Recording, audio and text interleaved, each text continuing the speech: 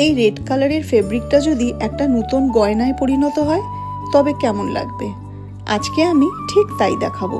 তো চলো শুরু করি আমার ফেব্রিক জুয়েলারির মেকিং প্রসেস। আর ভিডিওটা কিন্তু লাস্ট পর্যন্ত দেখো, কারণ গয়নাটা আমি কেমন বানালাম দেখতে হবে তো। আর একটা কথা বলতে চাই তোমাদের, তোমরা তো জানো এই ভিডিওগুলো বানাতে কতটা সময় লাগে। 5 থেকে 6 বার একটা শট নেওয়ার পর হয়তো একটা শট ঠিকঠাক হয়, তারপর ওটাকে এডিট করে তোমাদের সামনে প্রেজেন্ট করি। তাই তোমাদের কাছে আমার একটা ছোট্ট রিকোয়েস্ট, ভিডিওটা যদি ভালো লাগে একটা লাইক কমেন্ট করো, আর মন্দ লাগলেও জানিও, তাহলে আমি আরও ইমপ্রুভ করার চেষ্টা করব। কারণ তোমাদের ফিডব্যাকই আমাকে আরও ভালো কাজ করতে অনুপ্রাণিত করে। আর এই জুয়েলারি সেটটা তোমরা যে কোনো কালারের কাস্টমাইজেশন করে নিতে পারো।